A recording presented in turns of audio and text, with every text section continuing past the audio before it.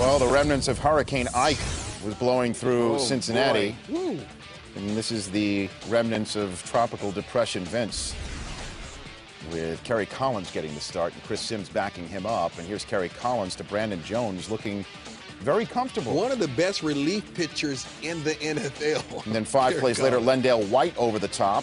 Titans up 7-0. See, Coach, you doing that in the dressing room. Walk it out. Wow! 2 Bengals possessions later.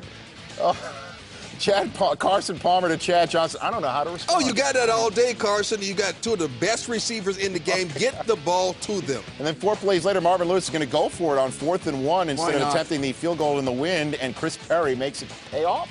See you, Chris Perry from Michigan. You get goal line defense out there. When you pop through, it goes yard. Bengals tie the game at 7, but the ensuing Titans possession with $1:20 to go in the half. Chris Johnson hitting home runs virtually every time he grabs the ball.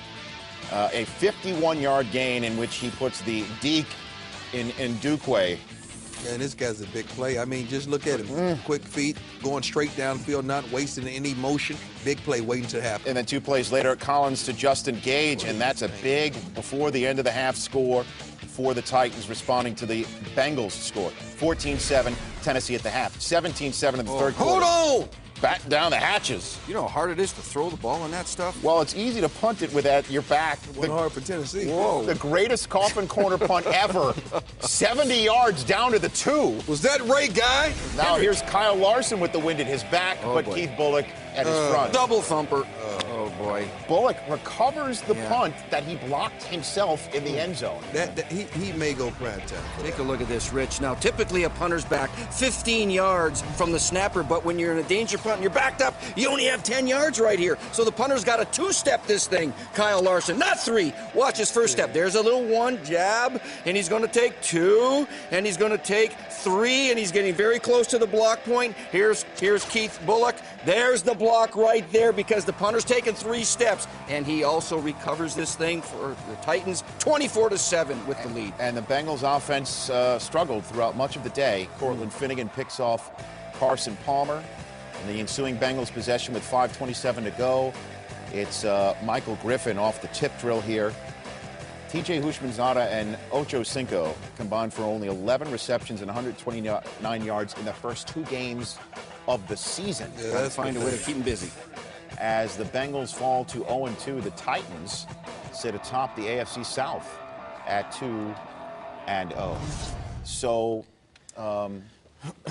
Prime, you have the floor. I know you're tight with a lot of the guys on the Bengals. Yeah. Here they are 0-2. Where do they go from here? As they've got to face the Giants in Giant Stadium. This team is in total disarray. Special teams-wise, we just saw defensively, we wasn't getting to the ball last week, missing tackles. Offensively, it seems like Carson Palmer is very inaccurate at best. Carson Palmer, we're very reluctant to be critical of quarterbacks, but this is the time and the place. Why? You complained about your offense last year.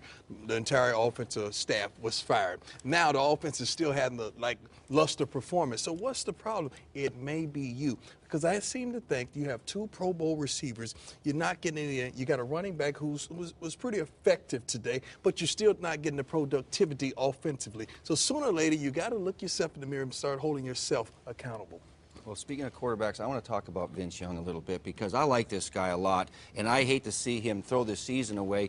It's a matter of being in the tank, we say, because I think he's lost a little bit of confidence in himself. He's certainly not healthy yet. He needs to go ahead and get healthy, and he needs to gain confidence, and he needs to gain his teammates' confidence back in him because it's been hard on this guy. Like his mom said, he's hurting. His mom knows he's hurting inside and out. Your mama said this is football. I wish my mama would. Your mama said that you were my hurting mama ain't inside getting ready and to out. call no news conference or call the media, and my mama said. You know what? This guy has got to get this team back. He's got to get this team back. And Kerry Collins is doing a pretty darn good job. There's only 2 guys in the league that have thrown for more yards than Kerry Collins, Favre and Manning. But Vince Young's got to get healthy mentally and physically, Vince. You got to get back in there, but get your teammates back. Name one quarterback that you, besides Brett Favre, that's really tough, that's really strong, that's really not sensitive nor insecure. These guys were. I coached a lot of quarterbacks that are tough. Coaches, Garcia's tough. all the way Steve up. Young was tough. Brady.